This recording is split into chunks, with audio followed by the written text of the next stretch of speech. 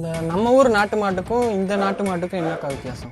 நம்ம ஊர் நாட்டு மாடுன்னு சொல்கிறத விட 3 வகையாக நம்ம பிரிச்சுக்கலாம்ண்ணா. ஒன்று வந்து ஜெர்சி ப்ரீட்ஸ், ஃபாரின் ப்ரீட்ஸ். அதுலேருந்து நம்ம கொண்டு வந்து பல வருஷமாக 1960s 70sலேயே அந்த மாடு வந்து எதுக்கு கொண்டு வந்தாங்க அப்படின்னா, நம்ம ஊர் நாட்டு மாடுகள் இருக்கு இல்லையா, காங்கேயம், மும்பலச்சேரி, பர்கூர், இதெல்லாமே வந்து பாலில் வந்து ரொம்ப கம்மி. அதனால் என்ன பண்ணாங்க, நார்த் இந்தியா அதுனா foreign breeds of like Jersey, ஹெச்எஃப்னு சொல்லுவாங்க, ஹால்ஸ்டைன் ஃப்ரெஷியன் அப்படின்னு சொல்லுவாங்க.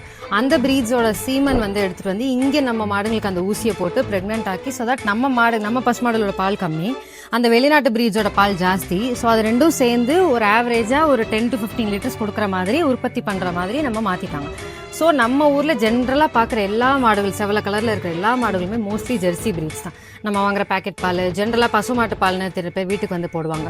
ஸோ அது எல்லாமே வந்து மோஸ்ட்லி ஜெர்சி ப்ரீட்ஸ் தான் இருக்கும். ஸோ அந்த மாடுகள் வந்து பால் நிறைய கொடுக்கும். ஆமாம்.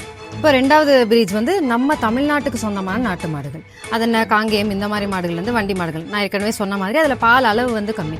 ஸோ அதை பண்ணையாக வச்சு நம்ம ஃபினான்ஷியலி வயபிள் ஆக்குறது கொஞ்சம் கஷ்டம். இப்போ 3வது வந்து நாட்டு மாட்டு வகைகள் தான். பட் அதே இது நார்த் இந்தியன் ப்ரீட்ஸ் அதான் நம்ம வச்சுருக்கோம், கிர்ரு, காங்கிரேஜ்ன்ட்டு.